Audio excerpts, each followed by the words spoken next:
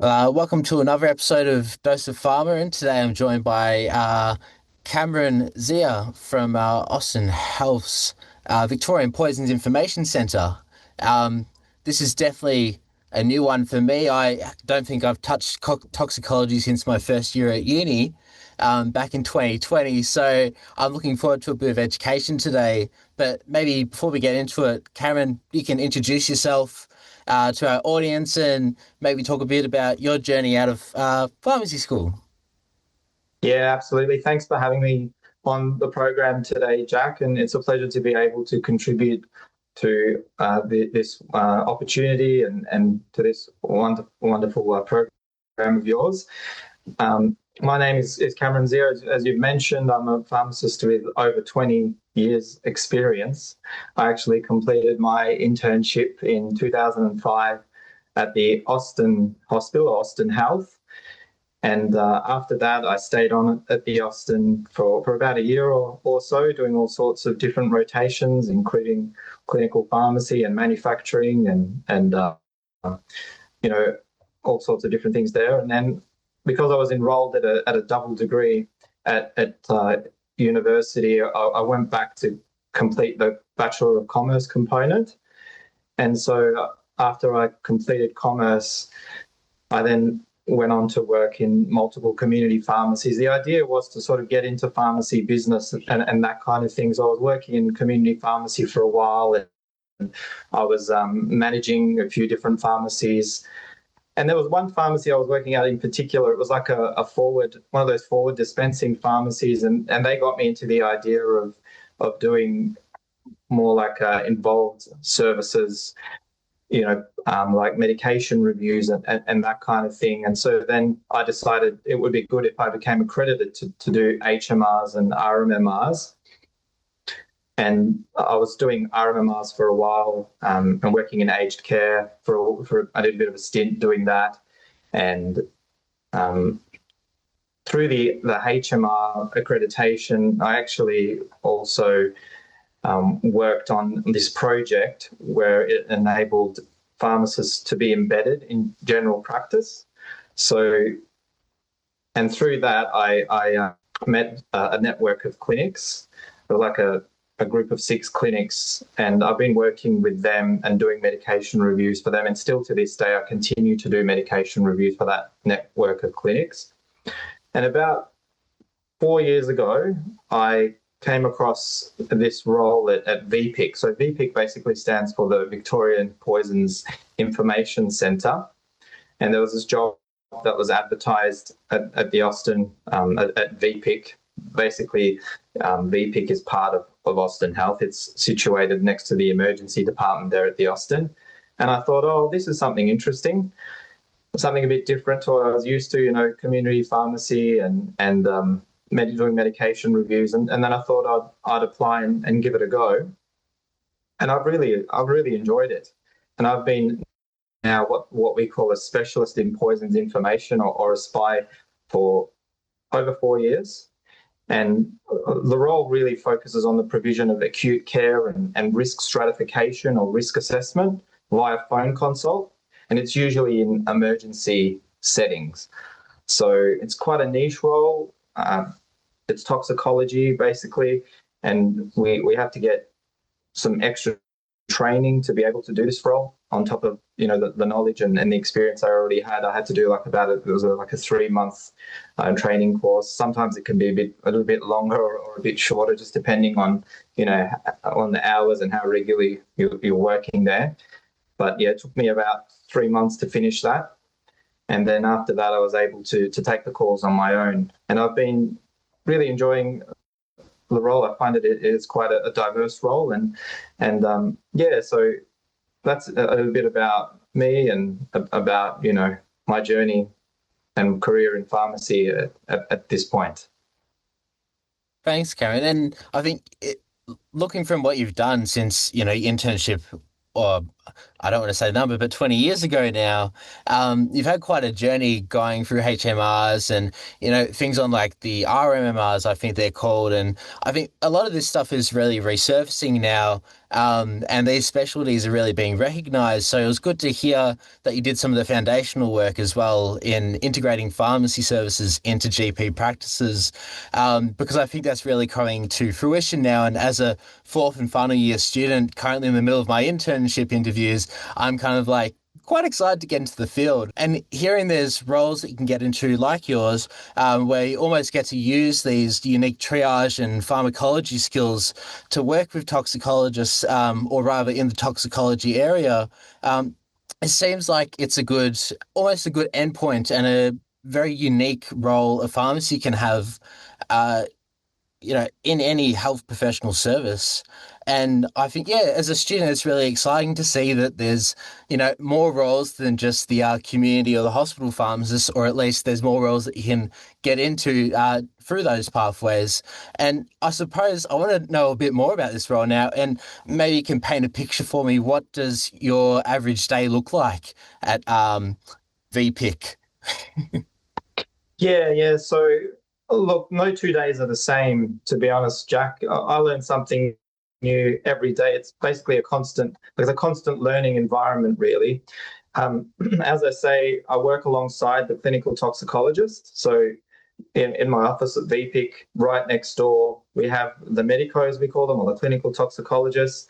And they're very easily accessible. So if there's ever a call where I feel like I'm out of my comfort zone or it's out of my element, basically I can always just tap them on the shoulder. Or if I'm working remotely, I can just give them a call. I just check the roster and see who's on call. I give them a call and I say, look, toxicologist, I've got this case here. It's very complicated, or the patient's deteriorating, or I feel like they could do with your advice, and we just transfer the case through to them. So it's fantastic having them there also as a source of information. We're often picking their brains, and they're often picking our brains as well. So it's that sort of relationship that we have. And unlike ward-based clinical pharmacy in hospital, where you might have to track down your doctors and you have to page them, because I have done ward-based work before in hospitals, and I remember, if you had a question or something, you'd page them, or you'd send them some kind of task or something, and then they'd have to get back to you, and they wouldn't always get back to you in a timely way. So that was frustrating. But yeah, where we are, it's great having easy access to the medicos, and as I say, with the work that we do, like remote work is supported, even if you're interstate, or we've had cases of spies that work interstate, and we've had cases of spies that work overseas. So this kind of role allows for flexible work arrangements. It's quite a dynamic work environment. And yeah, just to add to that, as a spy, and what I do mainly, it's mainly phone-based work. We're taking calls, and calls where there's been poisoning, or calls where there's been overdoses. And a lot of what we do is, as I mentioned before, it's risk assessment and triage and providing treatment advice. And it may be a GP that's calling, it may be a young emergency doctor that's calling, or an ICU doctor that's calling, or it may sometimes be the ambulance calling on the way to a job where they're responding to a poisoned patient. Or it may just be someone from like a member of public, like a concerned parent who's calling about their child. Like we get calls from, all sorts of places, and we just have to know how to deal with these calls. It's a role that demands quick thinking and teamwork, and yeah, at the end of the day, basically what we're doing is that risk stratification. That's good to hear, and I love to see this almost championing of interprofessional and interdisciplinary teams. Like you said, I've seen the ward-based work as well on my placements, and the challenge is just to track down some of the doctors to get some of our scripts written for a discharge. But like you said, you know the roster, you know who's working, and you know how to get in touch with them like that. And I wouldn't be Yeah. surprised if you guys even share the same office space. Wouldn't that be right? Yeah, that's right. Yeah, it's basically the VPIC office. If you ever, make the trip to the Austin and come to the emergency department, it's like this office. There's two rooms, like right next to each other, and the spires are in one room, and the medicos are generally in the other room, and there's like a door in between the two, and there was one at one point there was like a little partition in between the doors. It was like a tablecloth that someone had hung there, and it was just really funny. It was like this pink tablecloth or something. Someone had hung it there, a bit like a curtain, and we were saying, "Oh, that's not really soundproof or anything," but it was just really funny. It was a joke more than anything. But there's really nothing stopping us from ever accessing the toxicologists if we ever need them. And might I add, like we also do overnight shifts and that kind of thing as well. So sometimes there's a shift that we have to do from midnight to 6 a.m. And even at the early hours of the morning, if we ever have a call where we're feeling out of our comfort zone, or we feel like it's a call where the patient is deteriorating quickly or is not in a good way, we just check the roster and we see who's on, and we can call them. And we've never had a time where a toxicologist said, no, sorry, I'm not taking this call or whatever. They're always happy to take our calls and happy to contribute to the care of the patient or to whatever the call demands, basically. So yeah, and it is a 24/7 service. And I don't know if I mentioned to you, but there are basically 4 poison information centres across the country. There's the Victorian one, there's the New South Wales one, there's the Queensland one, and there's the Western Australia one. And between the 4 of us, we service the whole country, the whole nation. And like with the Victorian ones, like during the day, during our day shifts, it's mainly the Victorian calls that we're taking. But when we do, say, overnight shifts, like say on a Tuesday overnight or a Sunday overnight, we're actually servicing the whole nation during that time. And that's an exciting feeling to know that you're that point of call for anyone who experiences an overdose or a poisoning or a snake bite or are envenomed by some creature or have eaten some mushroom that they're worried about. We're that point of call at that particular time for anyone in the nation. So that's a good feeling. It's an exciting feeling. You feel like you're making a big difference, not just to your state, but to the whole country. I know. As soon as you said mushrooms, I'm thinking I'm wonder if these guys dealt with Erin Patterson, but I won't bring that up. Um, now, and like you said, it's a 24/7 service because really these accidents can happen anytime. And you brought the classic terminology up before, the overdose. I suppose Yes. that's one I'm overly familiar with, and I've seen the consequence of it. I've known people that have had overdoses. And I suppose I want to ask you, as the professional, how would you define an overdose? And maybe do you know any general misconceptions that exist these days about the OD? Yeah, Jack. Yeah. When we talk about this term overdose, especially in the lead up to Overdose Awareness Day, which is coming up on August 31, we generally, what we mean is a deliberate self-poisoning, where someone has intentionally taken too much of a medication or used too much of a combination of medications unfortunately, to harm themselves due to mental health struggles. So I think that's the sort of when we refer to overdose, that's probably what's top of mind for a lot of people. That's what comes to mind. But it's important to note that a lot of overdoses are also unintentional. And these unintentional overdoses are very common. And one that we often do see is something as simple as paracetamol, where someone is prescribed to take paracetamol for like a toothache, and then they misunderstand the directions, and instead of taking 2 tablets every 4 to 6 hours up to a maximum of 4 doses a day, they just take it like that around the clock.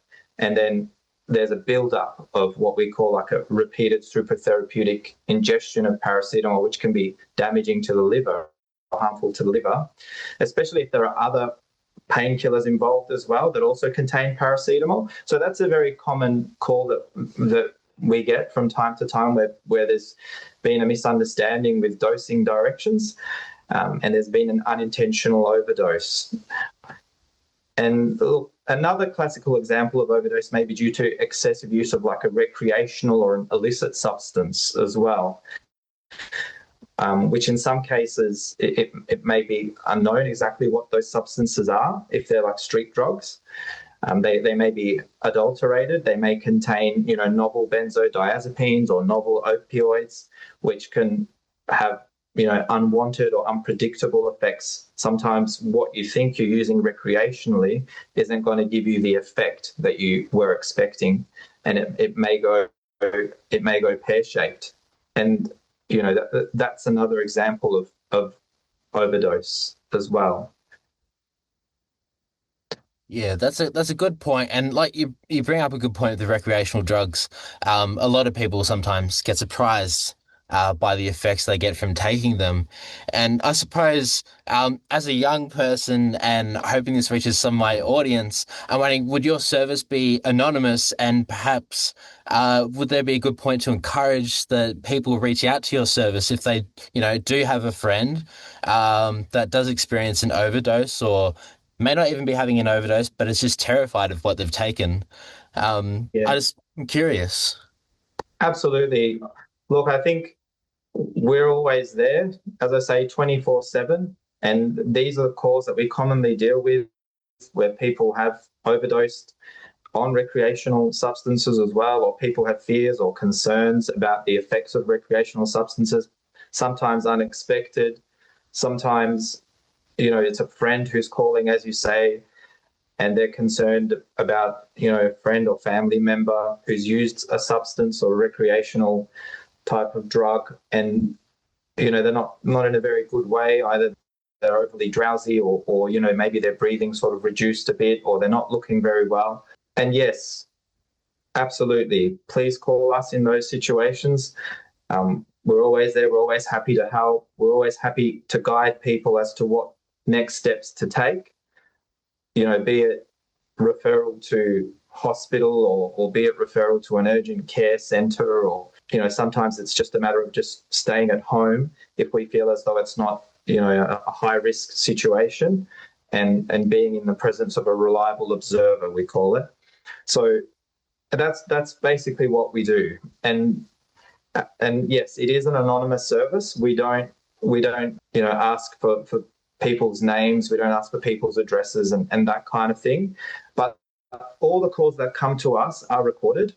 They are all recorded, and that's more for quality assurance processes, and that's more so that if ever we needed to go back and check on details or verify details, that the call records are there. So the calls are recorded, but your particulars, like your name and your address and that kind of thing, there's no obligation to provide us with those details. If you prefer to remain anonymous, you don't need to provide us with any of those details. And plenty of people say, look, I'm not comfortable providing you with my postcode or my phone number. And we say, oh, that's fine. No worries. You don't need to do that if you don't feel comfortable. And we understand that. Yeah, that's excellent and encouraging to hear. And I suppose I'm curious now, what maybe are the most common calls you get? I think you brought up one earlier with paracetamol. The Yes. misadventure of that is prolific, and I think they're just not too recently getting the bigger packs behind the counter now.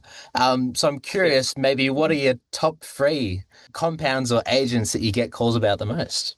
Well, you hit the nail on the head with the paracetamol. The VPIC 2024 annual report showed that paracetamol is actually our number one substance when it comes to overdose, and that's followed by ibuprofen. Quetiapine is in third place. So they're the top three that are involved in overdose. And be it, as I say, be it self-harm, self-poisoning, or be it medication error. I know that a lot of the paracetamol and ibuprofen ones are to do with medication errors as well. Like, even if the parents have misread the label on the packaging of, say, like a baby paracetamol, and they've given, instead of giving giving a small dose, like a 1 mil, they've given like 10 times the dose. They've given 10 mil. So that's still classified, even though it's a dosing error, it's still classified as an overdose. So those kind of calls come in under paracetamol as well. Okay, yeah. So yeah, obviously you got your paracetamol, your ibuprofen. Obviously you can buy them over the counter, and then quetiapine. Obviously you can get some people. I recently did a placement in the Northern Territory and was lucky enough to spend a day in Alice Springs Correctional Centre. And of course, quetiapine was definitely one of those divertible medications that they talked about. Yeah. And it was interesting to see the management of these medications in that context, because obviously they were well aware of how divertible and the toxicology aspects of it as well, where it essentially led to these prisoners not being able to handle their own medications Yeah. because of the risk factors coming from that. So it's interesting to see that it is also number three in your top three compounds or agents of Yeah. 2024. And I think you've spoken a bit about how VP does manage these overdoses. But I'm curious, what are some of the interventions that you've improved upon to help with overdose awareness in the past? And maybe you can speak on some of the things you hope to do in the future as well. Yeah, sure, sure. Well, basically, the main interventions we do at VPIC revolve around toxicovigilance. There's this term, toxicovigilance, and what that means is tracking poison trends and recommending interventions to reduce harm. And I'll give you a couple of examples.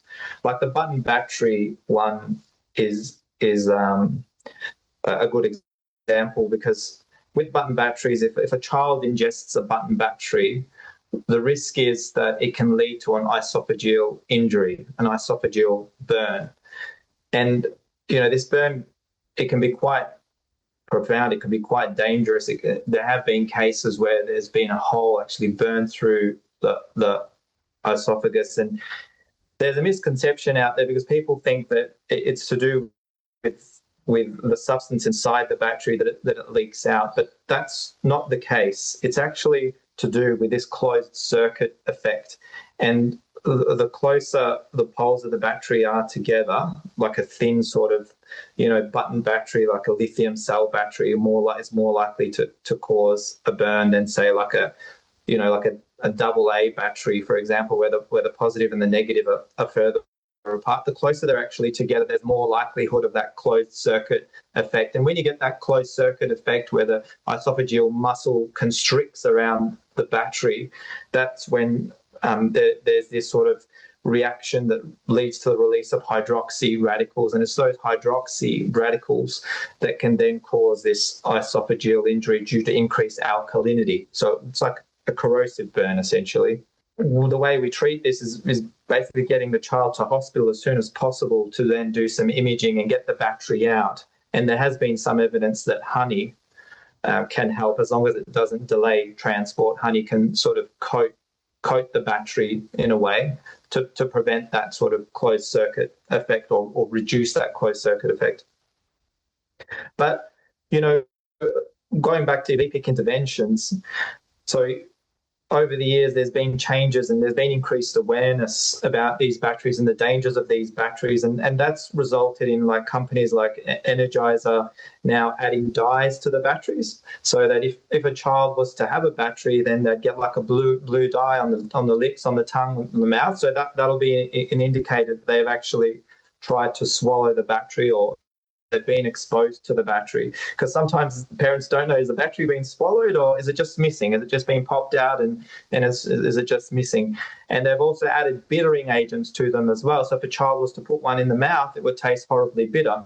So that would be a taste deterrent. Or there's also been initiatives like with the packaging. They've made it much more difficult for a child to be able to remove the batteries from the packaging that they're sold in. So that's an example of like toxicovigilance, where based on our call numbers and our call trends, we've identified that, hey, there's a risk here, and then we've sort of gone back and there's been stakeholder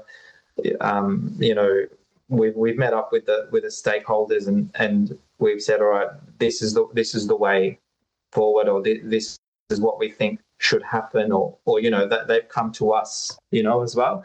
And with nicotine and vaping is another example as well, where with the vapes, the numbers sort of really exploded in youngsters, and it was even getting in primary schools. And then the government had to think about, what we should do to try and make these vapes less appealing to the youngsters. And before they were coming in all sorts of flavors and like watermelon and gum flavor and cherry flavor, but we recommended through stakeholder consultation, we recommended just keep it plain, like just do tobacco or menthol, just very plain flavors. And we also recommended, reducing the concentration of the nicotine in these vapes to minimize the potential for harm. So that's why the concentration is now capped at 20 milligrams per mil.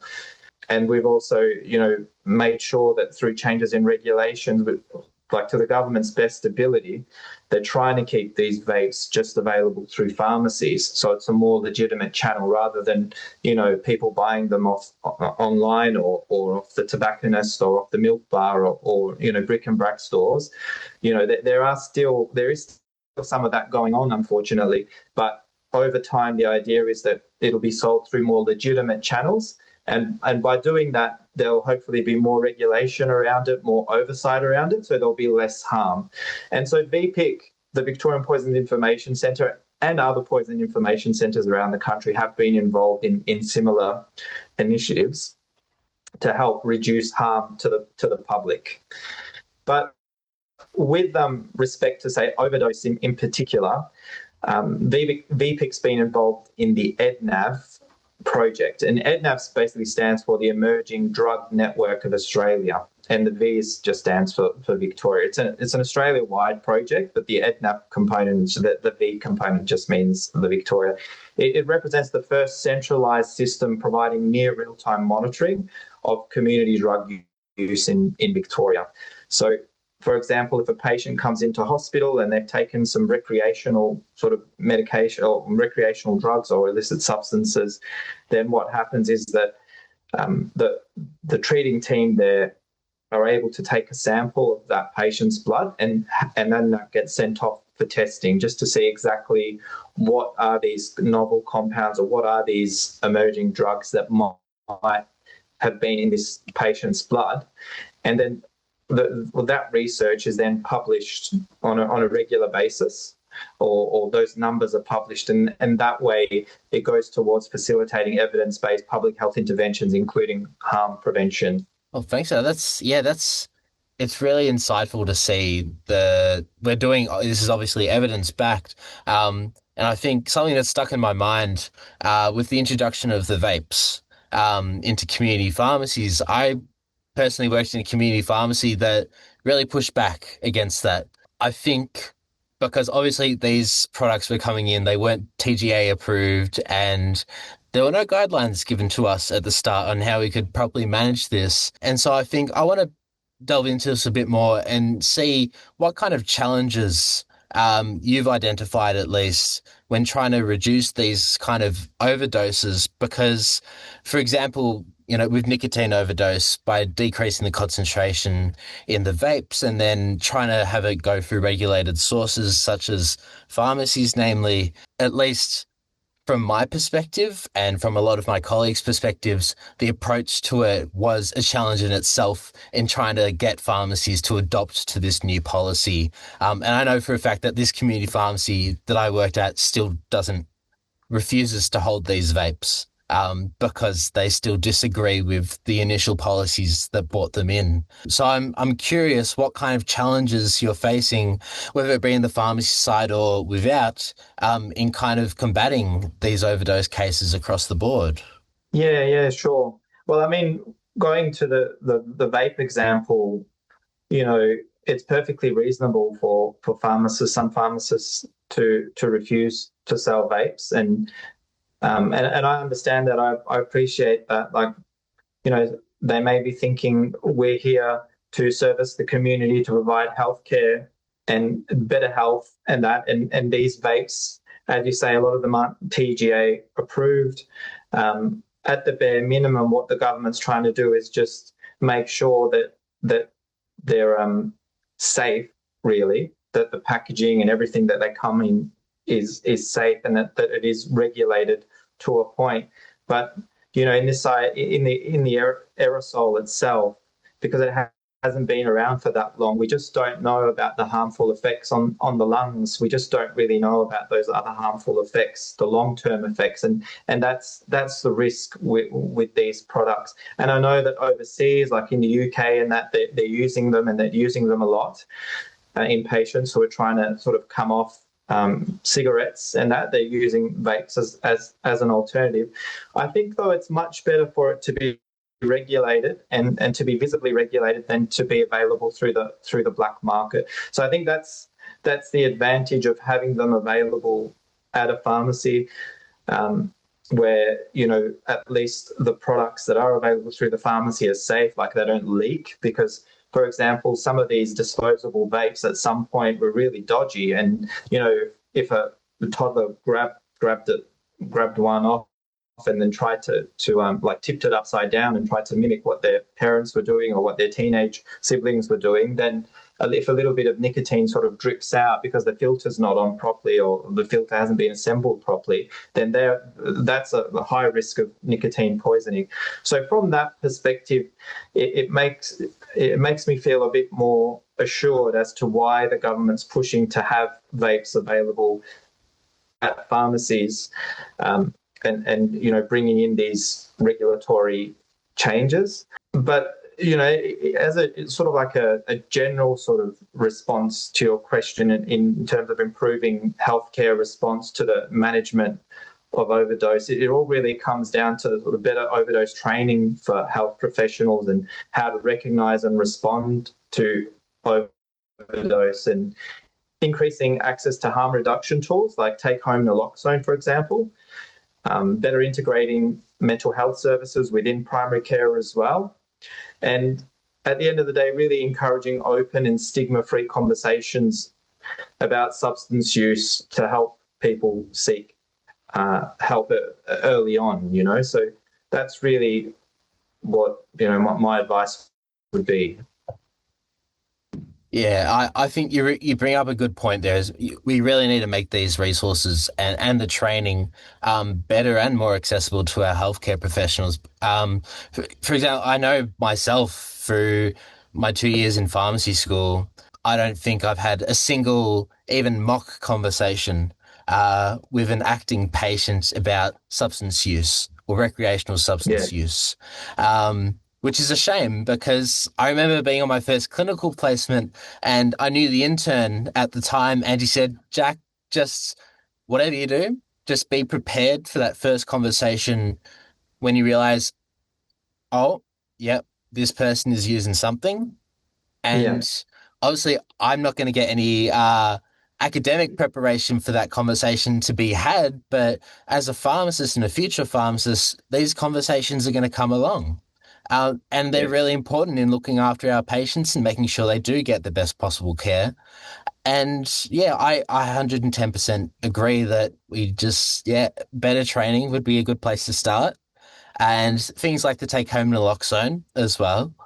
And I suppose on that point of, the take home naloxone has obviously been implemented in most, if not all, community pharmacies in Victoria that I know of. But what are some other things the wider community might be able to do to help reduce these overdose cases and deaths, if you will?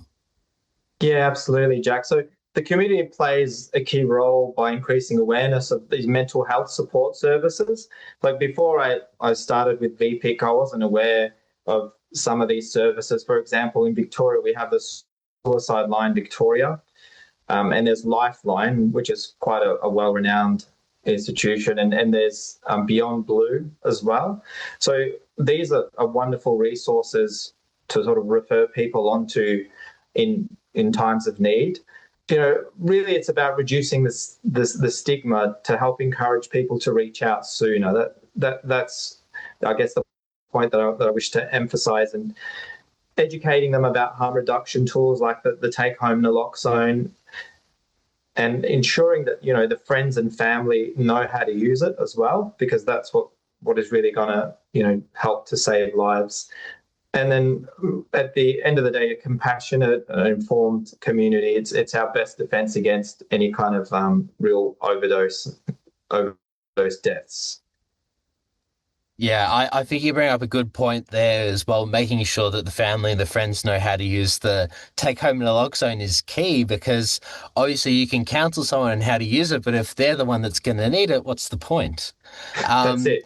yeah, and I think one issue I've seen at least is with the take home naloxone is I have people come in to pick it up for themselves and they just come in by themselves. And I'm like, I have to check, like, do you have a mate that knows how to use this? And sometimes they're like, nah, I just keep it on hand in case I need it. And I'm like, it's not going to help you too much if you can't reach for it. Hey, Yeah, um, that's it. Or if you can't spray it up your nose, or if you can't inject yourself with it, if you that drowsy or that dizzy, yeah, yeah, and I think it's really important that we remove this stigma from these kind of conversations because I think that stigma is part of the reason why these people come in by themselves and I think yeah, just moving on from that, I'm curious, have you yourself in your time in community or hospital or even in aged care experienced any cases of an overdose?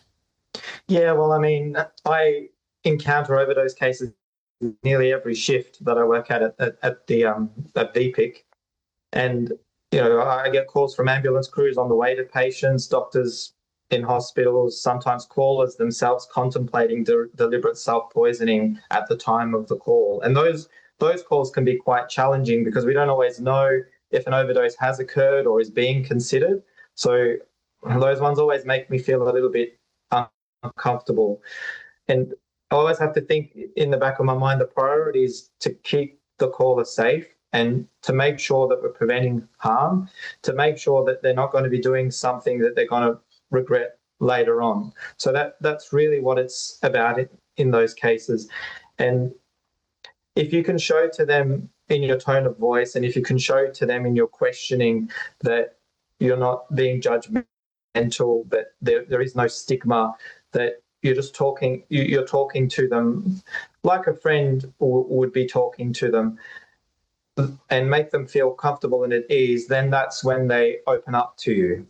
And a lot of it's just listening and hearing them out. And with your responses, it's like active listening and just for being very compassionate in your responses. And that really helps any barriers dissolve. And once those barriers have dissolved, they're more than happy to volunteer information because there is a reason they called.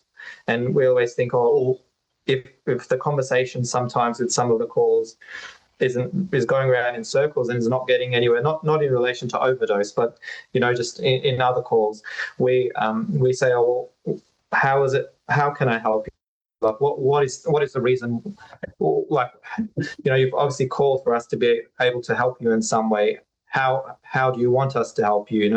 And sometimes we have to remind the caller that that's what we're here for. We're here to help you, and and yeah, I think going back to what you were saying, there are a lot of cases day to day where I experience overdose type calls, and I can go through an example of one as well that kind of sticks in my mind. Early on, as a spy, after I finished my training as a spy, as a specialist in poisons info, um, I managed a case of a young veterinary worker who'd had injected a large amount of this animal anesthetic called alflaxolone.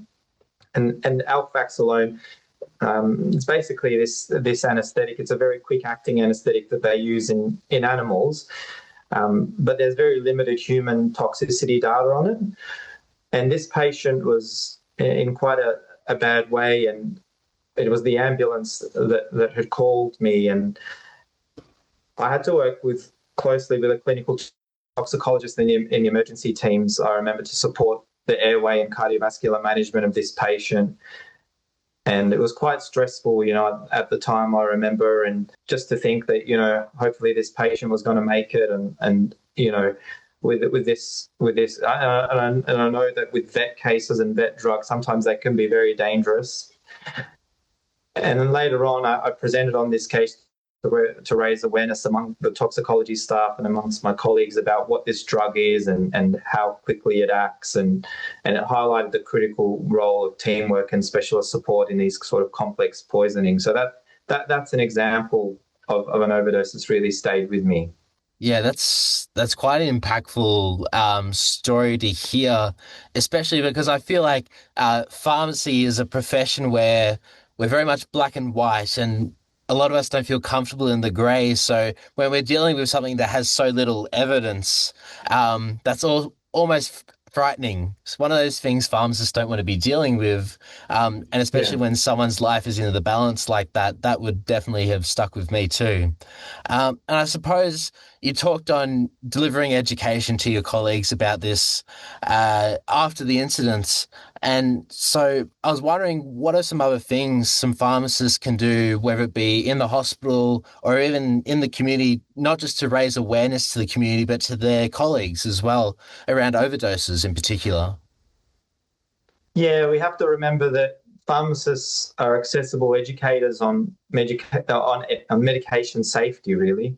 We're the custodians of medication safety in a way. And in that role, we're very well placed to identify high risk patients, like patients that are at risk of overdosing. And through that, we can promote these harm reduction tools like the take home naloxone, for example. And in hospitals, pharmacists can assist with things like medication reviews and educate staff and patients. Every interaction really is an opportunity for the prevention and for awareness of overdose. Yeah, I think that's a good point. Pharmacists can really be educators on the spot. I know a lot of my colleagues that I'm studying with at the moment, and we're definitely passionate in integrating education into our future careers as community and clinical pharmacists. So, yeah, you bring up a great point, and I think it's definitely one part of our profession that's very much looked over, particularly in the community. I feel, in my personal experience, is that we really can deliver good education on the spot and to whoever we're talking to, because part of our job is to be able to talk the complex medical jargon to the doctors, but also speak the layman language to the patients as well. And I think that ties in really well. We've mentioned a few times with the take home naloxone program. And so I'm curious, this is a program that's taking place in many, many pharmacies in Victoria, just about all of them, I'm sure. I'm not 100% sure about interstate yet, but you can correct me on that if you know more. Yeah. But I'm curious how this has changed the overdose space since its integration into community pharmacy. Yeah, sure thing, Jack. So naloxone, as you're aware, it's a life-saving opioid blocker or an opioid antagonist. It's the way it works is it rapidly reverses opioid overdose by blocking those opioid receptors, those mu kappa receptors. Um, and as we alluded to before, it is available as a nasal spray. It is available also as an injection. And through this Australia, it is actually an Australia-wide program, so it's not just based in Victoria. It makes the naloxone free and available without prescription. And a lot of pharmacies, as you say, are stocking it, but it's not just pharmacies alone. Other health services can stock it too under the take-home naloxone program. Really, it's an emergency measure that's buying critical time until the medical help can arrive. Thanks, Cameron. And I think to close off this wonderful episode, I think I've learnt a lot about toxicology and especially your role, which I'll admit is actually pretty exciting. Maybe you can share some advice to me and any other pharmacy students listening on in future if I'm dealing with an overdose case like you have, what's some key points of advice you might give me? Sure thing, Jack. So, number one is try and stay calm. If you've got a call or interaction with a patient or a member of public or a friend, just try and stay calm and ask the right questions. Gather key information about the overdose, like how much did they take, or what did they take, when did they take it. The timing is always very important. With toxicology, it all comes down to the timing, because if they've just taken it, there's room for deterioration. But if they took it like yesterday, then would be expect to be past the peak toxic effects. So that timing is very important in toxicology. Um, you know, other than that, we want to know also if there's been some kind of response, or if has there been some kind of help already organized, or have they taken something like something to help them, deal with whatever symptoms that they've had, or so we try and get all the information, and then once we've gathered the key information about the overdose, don't hesitate to call the Poisons Information Centre, and the number is 13 11 26. So the way I like to put it to mine is 13 times 2 is 26. So 13, and then the two ones like the Roman numeral, and then the 26. Yeah, not 131166, which is Pizza Hut delivery. So don't get it confused for that. 13 11 26. That's the number. Please give us a call anytime. Collaborate with your team, whether you work in hospital or whether you work in community pharmacy, or wherever it is that you're working as a pharmacist or a pharmacy student.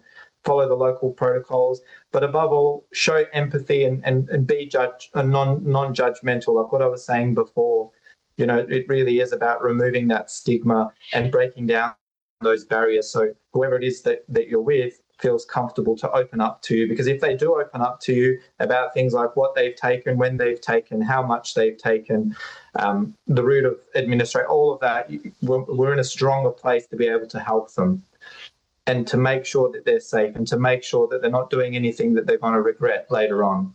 And that's the importance of what we do. Thanks, Cam. That's really well put, and I'm glad we had the subtle plug there for the phone number that I might be referring to later. Um, and I suppose before we finish off, did you have anything else you might want the public or our listeners to be aware of when it comes to overdoses? Yeah, Jack, I just wanted to say that overdose, it isn't always intentional. As I mentioned early on, it can be accidental, especially with common medicines like paracetamol, like ibuprofen, our number one and number two. It may also be due to the excessive use of recreational or illicit substances, which in some cases they may be adulterated, leading to unwanted or unpredictable effects. Usually what we recommend to the public is follow dosing instructions carefully, read labels, ask healthcare professionals, ask your pharmacist if you're ever unsure on medications, and how much to take of it. Also know that help is available through services like the Suicide Line Victoria, or Lifeline, or Beyond Blue. These are excellent, fantastic resources. There are government resources. There's no cost or anything involved to these resources. Trying to reduce stigma, as I mentioned before, to encourage people to seek help early on. And finally, having naloxone accessible and knowing how to use it, it can really save lives, especially in the case of opioid-related poisoning, which is, one of those types of poisoning that can be quite scary, that can lead to respiratory depression. And, there are a lot of sort of opioids out there now, and then these novel opioids as well. So having that naloxone accessible has made a real impact, impact to reducing the number of deaths in this space. Yeah, it's really good to see that, public health policy is kind of starting to remove this stigma. And I think the take home naloxone was definitely a step in the right direction, to, really invest some thought into how we can prevent more of these deaths from overdose. And before we finished off, I just want to say thank you for joining me, Cameron. And as you alluded to before, we are coming up to Overdose Awareness Day, 31st of August, I believe. Is that correct? There you Yes, go. that's right. So That's yeah, right. we're leading up to that day, and I know, hope to see some things on social media coming out of your institution about overdoses. Maybe, maybe not. we might do some as well. This episode in particular. And so, yeah, I just want to say thank you for joining. This has been Jack from Dose of Pharma, and that's all for today. Thank you, Jack. Dose of Pharma acknowledges the traditional custodians of the various lands throughout Australia on which we connect today, and pays respect to elders past, present, and future.